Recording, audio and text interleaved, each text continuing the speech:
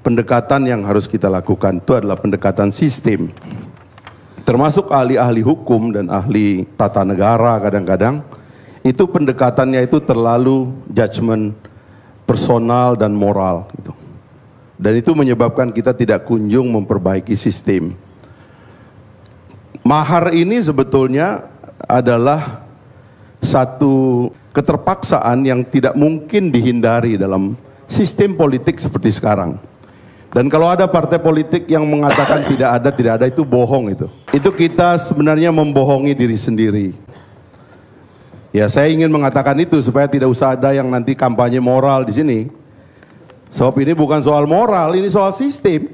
Kita dijebak oleh sistem, lalu kita mau menghindar dengan mengatakan itu tidak ada, padahal ada. Itu kan dusta namanya.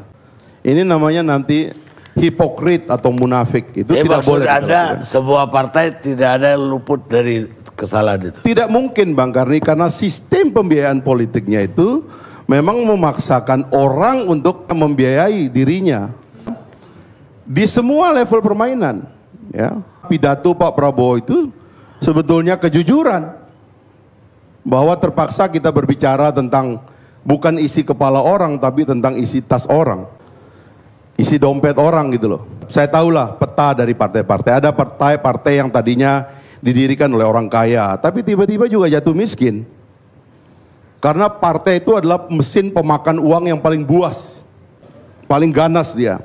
Yang kita harus biaya ini adalah pesta rakyat gitu. Karena itu mustahil murah gitu. Kecuali kalau kita berani menata satu sistem yang lebih murah. Makanya waktu itu ada pendulum ekstrim yang ingin diambil supaya pemilihannya itu dilakukan oleh DPRD gitu. Tapi bukan tidak ada pesta, akan ada pesta, tapi pestanya antara segelintir orang.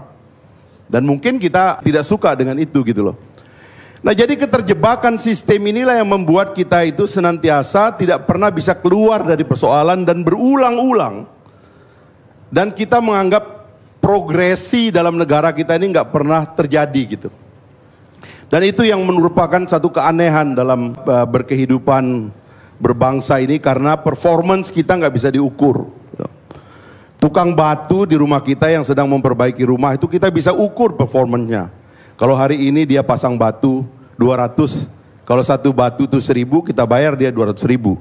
Kalau besok dia pasang 50 batu, ya akhirnya kita bayar dia 50.000. Tapi negara itu seperti jadi susah diukur dia progresinya gitu. Sehingga sampai hari ini masalah yang sama berulang-ulang. Dan kita tidak mengerti mesti menyalahkan siapa dalam negara itu. Karena persoalan yang sama berulang-ulang, bahkan kita mulai tepuk tangan dengan keberulangan itu sebagai satu prestasi. Padahal itu kebodohan. Kapan kita menghentikan korupsi? Tidak ada. Sama dengan mahar ini. Mahar ini kita tahu dari awal. Kalau kita tidak mengatur sistem pembiayaan politik, maka sistem pembiayaan politik itu akan menjadi liar. Lalu ada timang-timang, ya.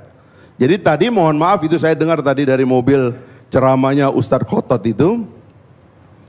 itu ada makna moralnya, tapi juga challenge kepada kita untuk meregulasi satu sistem yang tidak memungkinkan uang-uang ilegal masuk dalam politik.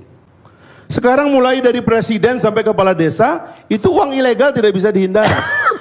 Kita ini petarung-petarung di lapangan, jadi kita tahulah. Darah dari politik kita ini darah haramnya banyak. Dan itu tidak mau diselesaikan. Ada dua sistem yang kita lihat di dunia ini kan. Kita mau pakai sistem Eropa Barat secara umum, dia membiayai politiknya oleh negara. Atau sistem Amerika, yang dia menyuruh private membiayai politik dengan audit yang lebih lebih ketat begitu. Kalau saya cenderung, karena juga Amerika termasuk yang menyesalkan sistem pembiayaan oleh private sekarang sampai melibatkan mafia-mafia di Wall Street. Kita juga harusnya berani membiayai politik. Sehingga kemudian kontestasi dalam partai politik mulai diselenggarakan.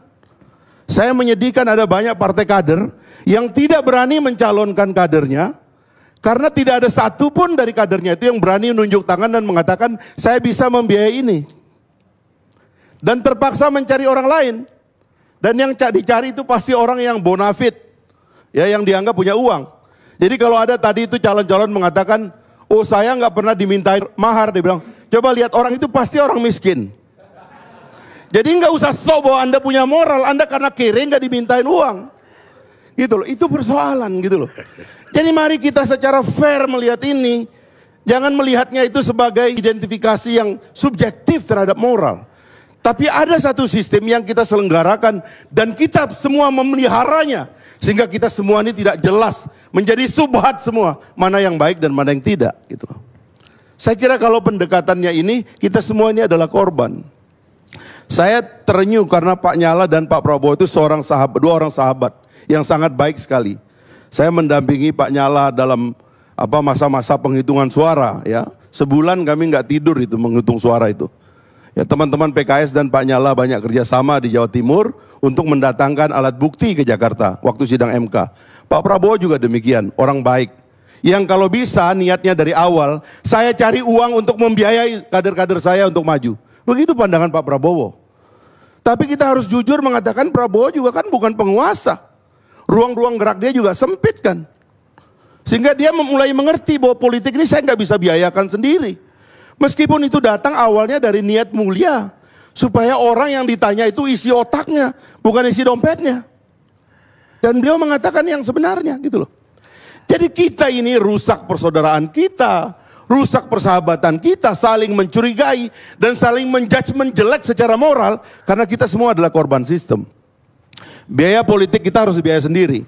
Nanti kalau sudah maju dengan biaya sendiri, tetangganya bilang, kalau terpilih, untunglah dia terpilih itu katanya. Atau kalau kalah dulu, tetangganya bilang, kasihan dia itu, habis hartanya dijual. Memang banyak hartanya dijual. Saya ini sebagai anggota DPR incumbent, sudah 3 kali saya menjadi pemenang pemilu. Pada musim kampanye coba cek harta saya. Pasti ada yang saya jual. Pasti ada yang saya korbankan. Mobilnya, tanahnya. Mau minta siapa? Negara nggak mau menyiapkan ini kok. Orang-orang ini menjual. Tetangganya bilang, kasihan ya, habis hartanya. Kalau kalah nih, ada yang gila itu katanya. Ya kan? Nanti kalau menang, tetangganya bilang gini, syukurlah dia bisa usaha-usaha cari modal, cari tambahan dan balikin modal. Apa itu balikin modal? Itu kreativitas nyari uang. Dan kreativitas cari uang ini yang namanya akar korupsi. Sehingga korupsi itu memang tidak dihilangkan menurut saya. Karena ada yang berkepentingan bahwa semakin banyak korupsi, saya bisa nampak semakin sibuk. Dan pekerjaan semakin tidak selesai, uang rakyat diporotin. Untuk memberantas korupsi nggak selesai-selesai itu.